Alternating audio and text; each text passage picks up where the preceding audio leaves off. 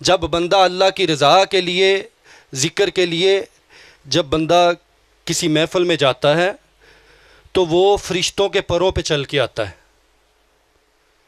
یہ جو ہم آئے ہیں نا، یہ حدیث سے مبارکہ، یہ ہمارے نبی نے فرمایا کہ ہم ذکر کے لیے اکٹھے ہوئے یہاں پہ، ہمارا اور کوئی مقصد نہیں کہ پیر و مرشد آ رہے ہیں، اللہ والا آ رہا ہے، ان کی زیارت کریں، نیک بندے کی، خالص اللہ کی رضا کے لیے۔ یہ ہمارے نبی نے فرمایا، کوئی کہانی اور قصہ نہیں۔ اور امتی کے لیے اس سے بڑھ کے بات اور کس کی ہو سکتی ہے؟ اور کس کی ہو سکتی ہے؟ ہمارے نبی نے فرمایا جب بندہ کسی اللہ والے کی زیارت کے لیے جاتا ہے تو 70,000 فرشتے اس کی بخشش کی دعا کرتے ہیں۔ یہ آنا کتنا قیمتی ہے! یہ صرف ابھی آنے کی بات کر رہا ہوں، پھر بیٹھنا کتنا قیمتی ہوگا وہ بھی عرض کروں گا کہ ہم جو سفر کر کے ہیں یہ کتنا قیمتی ہے۔ حدیث سے مبارکہ، ایک بندہ اللہ کے ذکر کے لیے کسی نیک بندے کی زیارت کے لیے گھر سے چلتا ہے، اللہ فرشتے سے پوچھتا ہے کہ اے فرشتو، یہ بندہ کہاں پہ جا رہا ہے؟ حالانکہ اللہ کو سب علم ہے، وہ شہرک سے بھی قریب ہے، لیکن فرشتے سے اپنے بندے کی بات کرتا ہے، محبت کا اظہار کرتا ہے، اس کی عزت میں اضافہ فرماتا ہے۔ اے فرشتو، یہ بندہ کہاں پہ جا رہا ہے؟ فرشتہ عرض کرتا ہے یا اللہ، یہ فلاں بندے کو ملنے جا رہا ہے۔ اللہ اس سے پوچھتا ہے کیا اس کے ساتھ کوئی رشتہ داری، قبیلہ، خاندان، اس کا چاچا، تایا، ماما، کیا لگتا ہے جس کے پاس ملنے جا رہا ہے؟ فرشتہ عرض کرتا ہے یا اللہ، کچھ نہیں لگتا اس کا، نہ خاندان، نہ قبیلہ، نہ کوئی اور رشتہ داری، کوئی رشتہ نہیں۔ تو کیا اس نے اسے کوئی چیز دینی ہے یا اس سے کچھ لینا ہے؟ کوئی چیز بیچنی ہے یا خریدنی؟ کوئی لین دین کا معاملہ؟ فرشتہ عرض کرتا ہے یا اللہ، نہیں، وہ بھی نہیں، کوئی کاروبار نہیں، نہ کوئی چیز دینی ہے نہ لینی ہے۔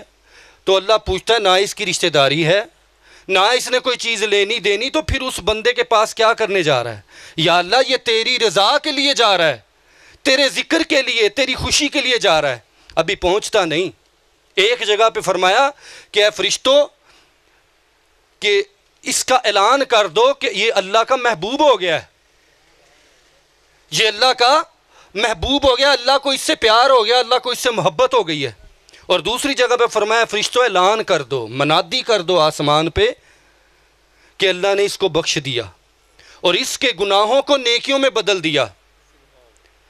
میں نے کوئی چیز نہیں بیچنی، میں تعریف کر رہا ہوں، میں نے حدیث مبارکہ سنائی ہے۔ اور جس کو شک ہو اس کا ایمان ہی مکمل نہیں۔ جس کو نبی کی بات پہ شک ہو وہ کیسا مومن ہے؟ ہم نے اللہ کو دیکھا ہے،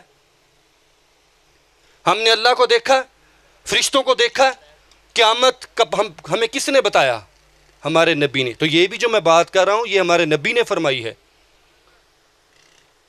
اور جو نبی کی بات کو جتنی اہمیت دیتا ہے اللہ اس کو اتنی عزت دیتا ہے۔ مثال ہے، جب نبی کریم صلی اللہ علیہ وسلم آپ معراج سے واپس آئے تو جب آ کے آپ نے سارا وہ قصہ سنایا تو جو بیچ میں منافق بیٹھے تھے، بظاہر کلمہ پڑا تھا لیکن اندر سے منافق تھے، ان کو موقع مل گیا۔ جو بیچ میں کفار بھی تھے ان تک جب بات پہنچی تو ان کو موقع مل گیا کہ اب ہم مسلمانوں کا ایمان جو خراب کریں گے، ان کو شک میں ڈالیں۔ کون یقین کرے گا کہ راتوں رات اتنا سفر؟ ابو جہل ڈھونڈتا ڈھونڈتا سیدنا ابو بکر صدیق رضی اللہ عنہ ان کے دروازے پہ دستک دی۔ آپ باہر آئے، پوچھا کہ اے ابو بکر یہ بتاؤ، کوئی راتوں رات یہ کہے کہ میں مکہ سے فلسطین گیا، پہلا آسمان، دوسرا، تیسرا، چوتھا، پانچواں، چھٹا، ساتواں، جنت دیکھی، دوزخ دیکھی، سدرۃ المنتہا سے بھی آگے اللہ کا عرش، اللہ سے ملاقات ہوئی، راتوں رات واپس آیا، بستر بھی گرم تھا، کنڈی بھی ہل رہی تھی، پانی بھی چل رہا تھا، کیا تو مان لے گا؟ تو سیدنا ابو بکر صدیق رضی اللہ عنہ آپ فرمانے لگے کہ نہیں، ایک پورا مہینہ مکہ سے فلسطین جانے میں لگتا ہے اور ایک پورا مہینہ واپس آنے میں لگتا ہے، یہ تو سمجھ بھی نہیں آتی کہ اتنا سفر رات کے چند لمحات کے اندر، رات کے کچھ حصے کے اندر۔ تو جب یہ بات سنی نا تو ابو جہل خوش اور کہنے لگا تو پھر سن، یہ بات جس کو تو نبی مانتا ہے یہ اس نے کی ہے۔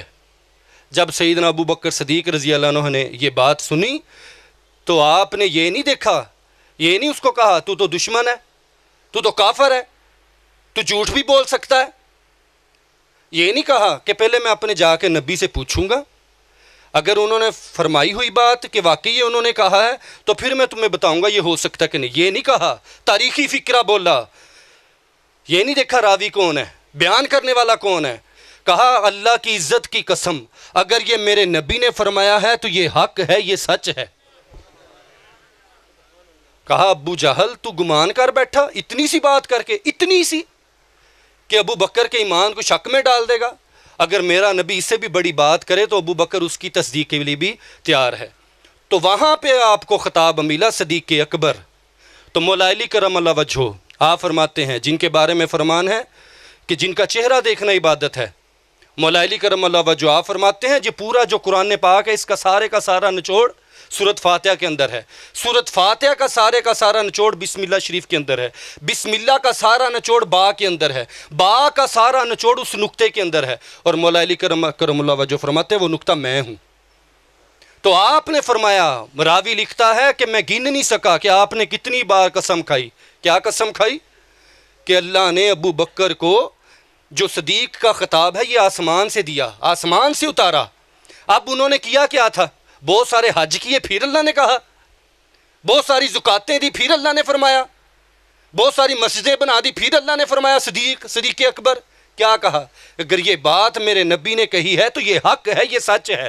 حدیث مبارکہ تھی، ابو جہل نے جو سنائی وہ نبی کا فرمان ہی تھا نا. ہاں تو کتنا بڑا اعزاز ملا. سیدنا عمر فاروق رضی اللہ عنہ، یہودی کا اور ایک مسلمان مگر جو منافق تھا، آپس میں جھگڑا چل پڑا زمین پہ. تو فیصلہ یہ ہوا کہ یہ مسلمانوں کا جو نبی ہے، یہودی نے کہا، جو منافق تھا وہ کہا میرا نبی اس چیز کا فیصلہ کرے گا. یہودی نے کہا ٹھیک ہے مجھے کوئی اعتراض نہیں. جا کے سارا وہ معاملہ عرض کیا تو آقا کریم صلی اللہ علیہ وآلہ وسلم آپ نے جو فیصلہ تھا وہ یہودی کے حق میں دے دیا. جیسے ہی باہر نکلے جو منافق تھا، نام کا مسلمان تھا لیکن اندر منافقت تھی، باہر نکلا کہنے لگا نہیں میں نہیں مانتا. سیدنا عمر فاروق رضی اللہ عنہ وہ بڑے انصاف کرنے والے ہیں، وہ سخت ہیں اس معاملے میں، ان کے پاس چلتے ہیں وہ فیصلہ کریں گے. یہودی نے کہا ٹھیک ہے ان سے کروا لو. چلے گئے ان کے پاس، جا کے اس نے سارا اپنا عرض کیا.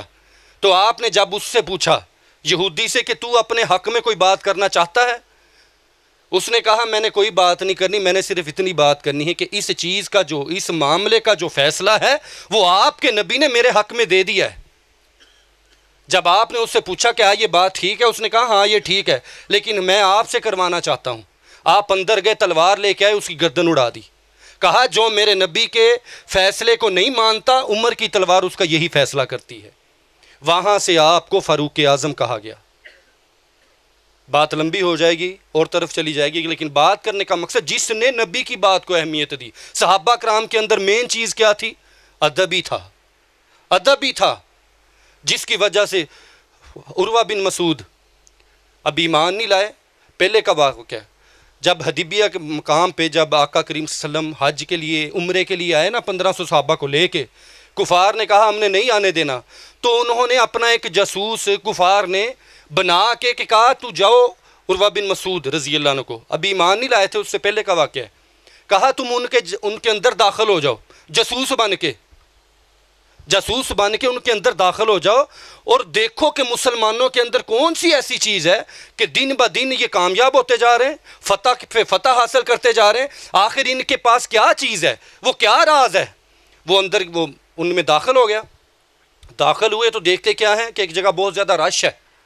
دیکھتے کیا ہے کہ پوچھا یہاں پہ کیا ہو رہا ہے. کہا اللہ کا محبوب وضو فرما رہا ہے، اللہ کے محبوب وضو فرما رہے ہیں. اور دیکھتا کیا ہے، آقا کریم صلی اللہ علیہ وسلم نے اپنے ہاتھ مبارک دھوئے، کلی مبارک کی، ناک مبارک کو پانی دیا، چہرہ مبارک دھویا، بازو دھوئے، مسا کیا، پاؤں مبارک دھوئے. اور دیکھتا کیا ہے، پانی کا ایک قطرہ بھی صحابہ کرام نے نیچے نہیں گرنے دیا.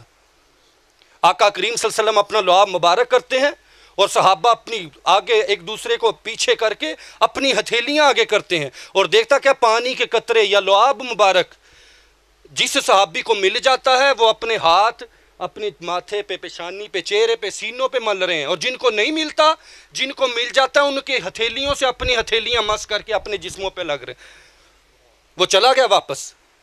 جب اس نے یہ چیز دیکھی وہ چلا گیا واپس. اس نے کہا جا کے کہا کہ میں بڑے بڑے بادشاہوں سے ملا, کیسر و کسرا کے بادشاہ سے ملا, نجاشی سے ملا, لیکن جو ادب میں نے یہاں پہ دیکھا میں نے کسی بادشاہ کا ایسے ادب نہیں دیکھا. اور مسلمانوں کی کامیابی کا راز ہے وہ سارے کا سارا ادب ہے, جو اپنے نبی کے پسینے کا, لعاب مبارک کا جو پانی مس ہو جائے اس کا قطرہ زمین پہ نہیں گرنے دیتے, وہ خون کا قطرہ کیسے گرنے دیں گے؟ یعنی اتنا پیار, اتنی محبت. اب بات کرنے کا مقصد صحابہ کرام کے اندر مین چیز کیا تھی؟ سارے کا سارا ادب تھا. ویسے تو ان کی ہر چیز عظیم تھی, لیکن سب جہاں پہ انہوں نے مقام پایا, ابو جہل نے کیوں نہیں پایا؟ رشتہ دار تھا, سردار تھا, پیسے والا تھا, غلام تھے, ایک نام تھا اس کا, لیکن بے ادبی کر بیٹھا, بے ادب تھا, برتن الٹا تھا. ادھر سیدنا بلال رضی اللہ عنہ غلام تھے, کالے رنگ کے تھے, لیکن کعبے کی چھت پہ چڑھ گئے. سیدنا عمر فاروق رضی اللہ عنہ فرماتے ہیں بلال لوگ بے شک تجھے غلام کہیں, لیکن میرے لیے تو سردار ہے. یہ مقام کیسے ملا؟ ادب, بادب بامراد, بے ادب بے مراد. جب بھی محفل ہو, کتا اللہ والوں کا ادب کرے, اللہ اس کو خالی نہ موڑے, اس کو خالی نہیں موڑتا. یہ ہے ہمارا اسلامی پروگرام.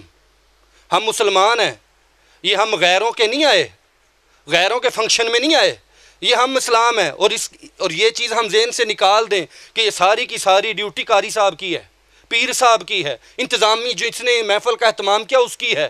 ہم تو تماشا دیکھنے آئے ہیں.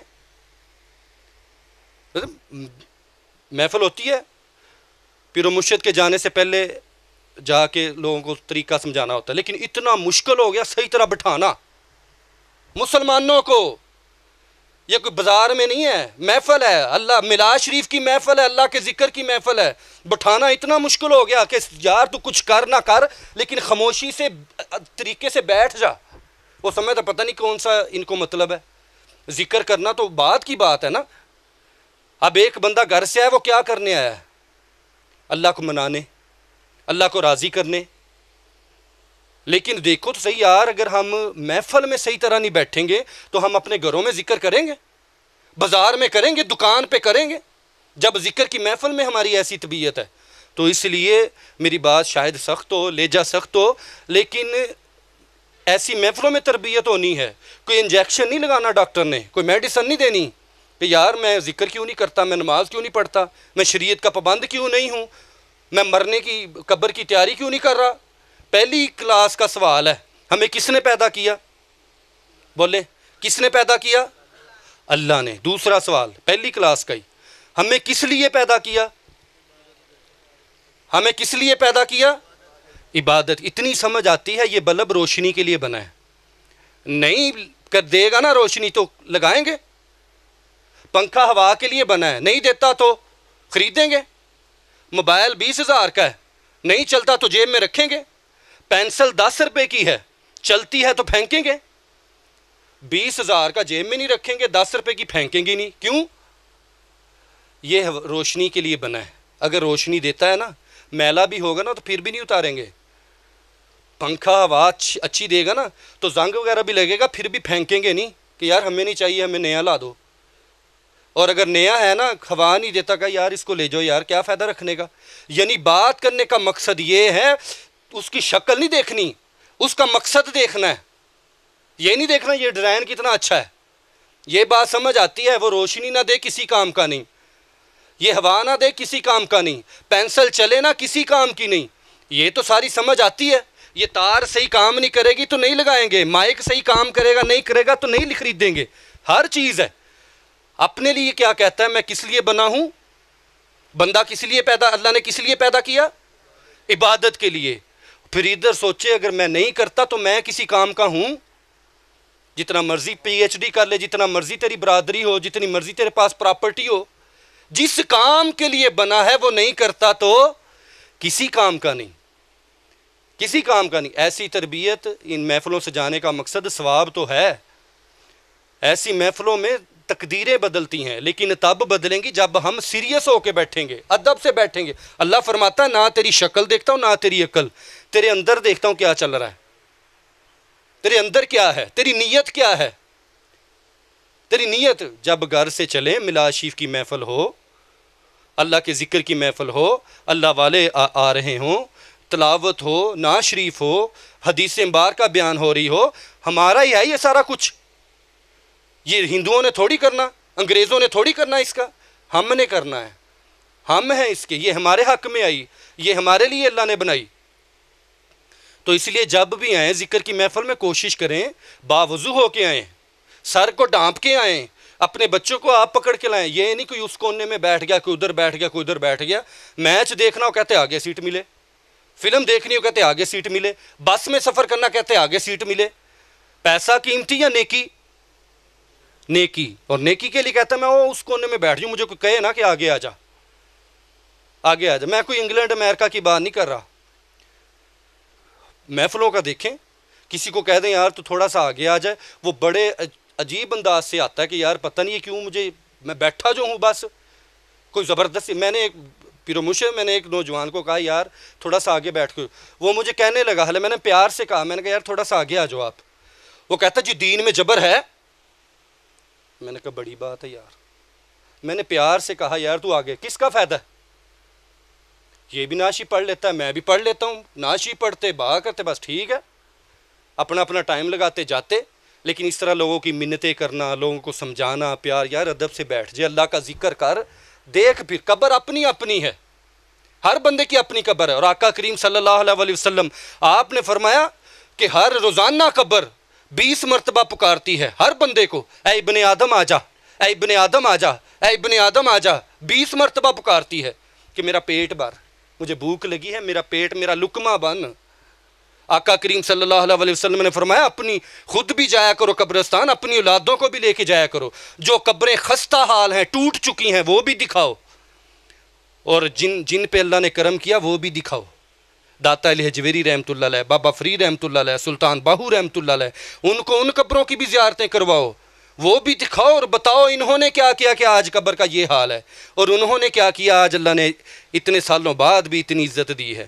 فرق سامنے ہے، فرق سامنے ہے. انہوں نے کارخانے بنائے، کوٹھیاں بنائی. میں کراچی گیا، عبداللہ شاہ غازی رحمۃ اللہ علیہ، رات کو محفل کے بعد پروگرام نیت کی کہ زیارت کر کے آئیں، دربار شریف حاضری دے کے آئیں. رات کے 2 بجے کا ٹائم تھا اور راستے میں دعا کر رہے تھے کہ یا اللہ بند نہ ہوا ہو. رات کے 2 بجے گئے، باہر سڑک پہ 3-4 سیکیورٹی والے کھڑے ہیں، اس سے آگے گیٹ ہے، سیکیورٹی گیٹ ہے، وہاں پہ 4-5 بندے، آگے جہاں پہ سیڑھیاں وہاں پہ 4-5 بندے، رات کے 2 بجے بھی ڈیوٹی دے رہے ہیں. عبداللہ شاہ غازی رحمۃ اللہ علیہ کو کیا کوئی خطرہ تھا؟ لیکن اللہ نے عزت دی ہے، دکھایا، جو مجھے راضی کر کے گیا، جس نے اپنی قدر کی. دنیا سے جانے کے بعد بھی دیکھو لوگ کیسے، وہاں پہ روٹی بھی چل رہی، وہاں پہ لنگر بھی چل رہا، وہاں پہ لوگ حاضری کے لیے باوضو ہو کے آتے ہیں.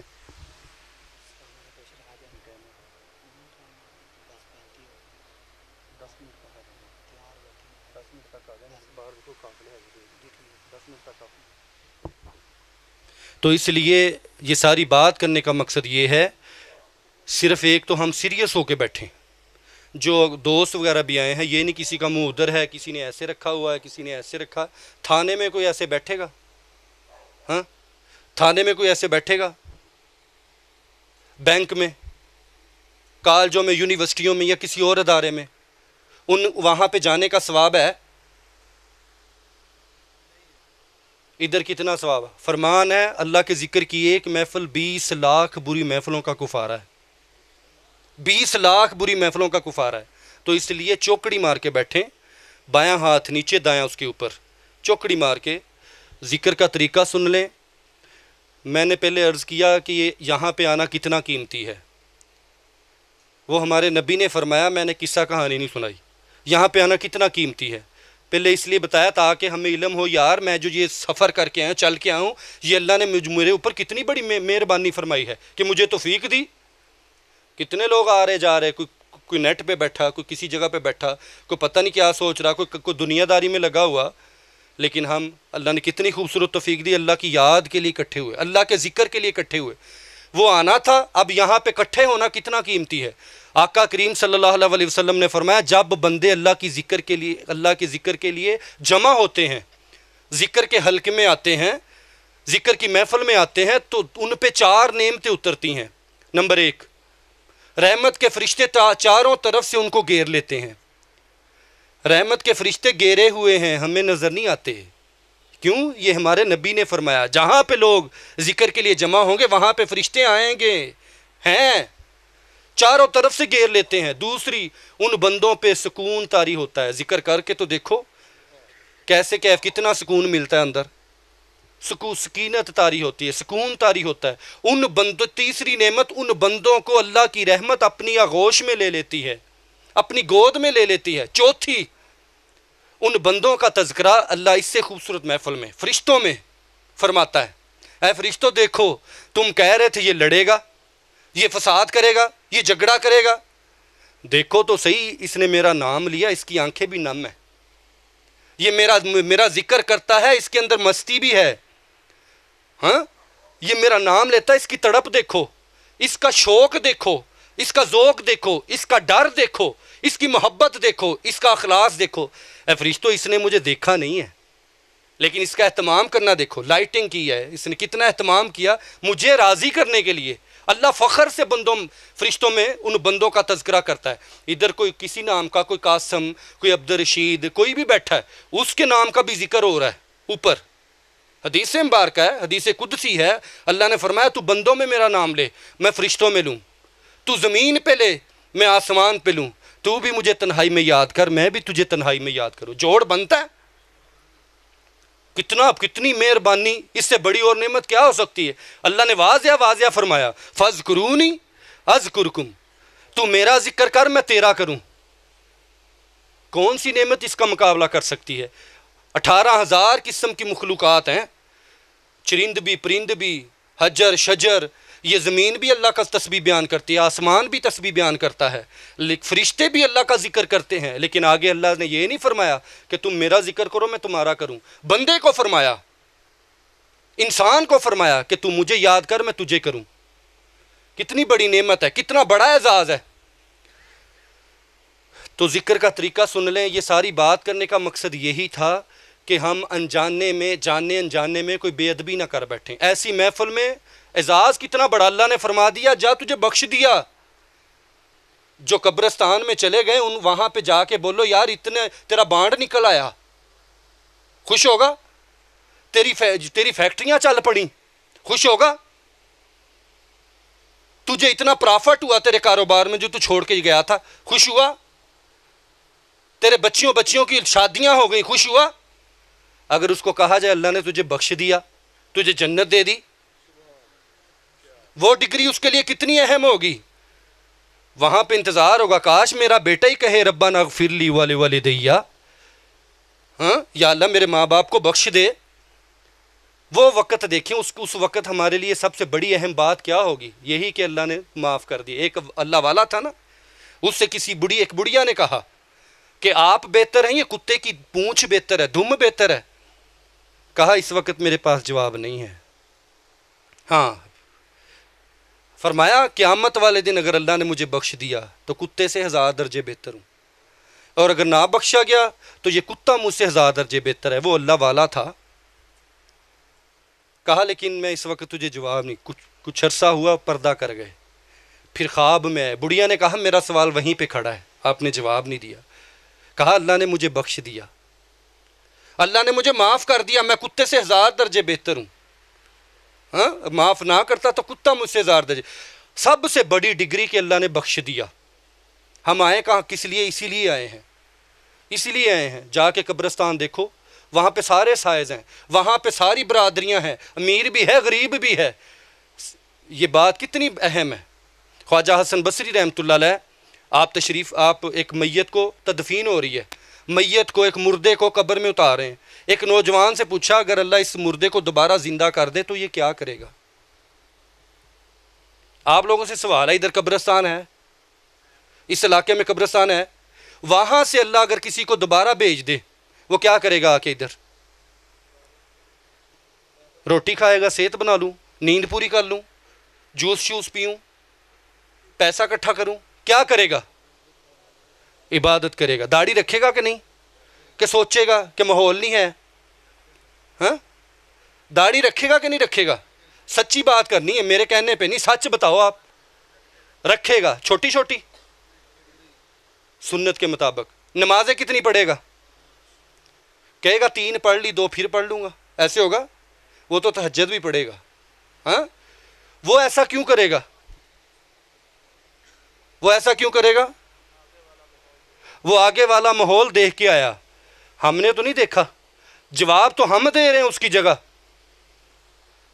ہم کہہ رہے ہیں، اس نے آ کے نہیں کہا اگر مجھے اللہ دوبارہ زندہ کر دے تو میں ایسے کروں گا، میں ایسے کروں گا، میں ایسے کروں گا.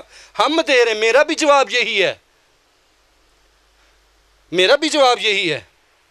خواجہ حسن بصری رحمۃ اللہ علیہ نے یہی سوال کیا، اگر اللہ اس مردے کو زندگی دے دے دوبارہ تو یہ کیا کرے گا؟ اس نے کہا یہ تو عبادت ہی کرے گا، اللہ کا ذکر کرے گا، گناہ سے بچے گا. اگلا سوال جو انہوں نے ان سے کیا میرا آپ سے ہے، کہا کیا اللہ نے دوبارہ اس کو بھیجنا ہے؟ کہتے نہیں. کیا اللہ نے دوبارہ کسی کو بھیجنا ہے؟ نہیں. کہا اللہ نے اس کو دوبارہ موقع دینا ہے؟ کہتے جی نہیں. کہا کیا تیرے اور میرے پاس ابھی موقع ہے؟ کہتا جی ہے. کہا تو پھر کرو. جو چلا گیا اب اس کو موقع نہیں ملنا دوبارہ آنے کا، ہمارے پاس ابھی موقع ہے. ہم اتنے سیانے ہیں، اس کی جگہ یہ جواب دے رہے جو وہ دیکھ کے آیا. یعنی پتہ ہمیں بھی ہے، ہمیں بھی ہے، ہم کس کو دھوکہ دے رہے ہیں. کہتا جی میں اللہ سے ڈرتا ہوں، اللہ مجھے دیکھ رہا ہے. اللہ کے سامنے نماز چھوڑ دی. کیسا ایمان ہے؟ حضرت امام علی مقام حضرت امام حسین رضی اللہ عنہ کا میں ملنگ ہوں، انہوں نے کربلا کے میدان میں نماز نہیں چھوڑی. مولا علی کرم اللہ وجہ احمد یار خان نعیمی رحمۃ اللہ علیہ آپ فرماتے شریعت کا دریا ہیں. ہم کہتے نعرے لگا کے ہم ان سے پیار کرنے والے، شریعت ہے ان کا، ان کی محبت شریعت ہی ہے، ان کا پیار شریعت ہی ہے. تو اس لیے ایسی محفلوں میں ایسی تربیت ہونی ہے. یہ ہم ذکر کا طریقہ سن لیں. ذکر کے ہیں 2 طریقے، ایک زبان کا ذکر، مختلف اقسام ہیں. ایک زبان کا ذکر ہے، ایک ہے دل ذکر خفی، دل کا ذکر. یہ دیکھا ہوگا آپ نے سیفی جو ہیں جو سفید دستارے والے وہ سر ہلا رہے ہیں. نیا بندہ کہتا ہے یار پتہ نہیں کچھ پڑھ بھی نہیں رہے، کچھ یعقوب صاحب اوپر آ جاؤ، کچھ بول بھی نہیں رہے لیکن گردن ہلاتے جا رہے ہیں، نہ پڑھ رہے ہیں نہ بول رہے ہیں نہ کچھ کہہ رہے ہیں، گردن ہلاتے. پتہ نہیں ان کو کوئی مسئلہ ہے، پتہ نہیں ان کو کوئی تکلیف ہے. یہ ذکر خفی ہے. اس کا ارتھ نہیں ہے. دیکھو ہاں دیکھنا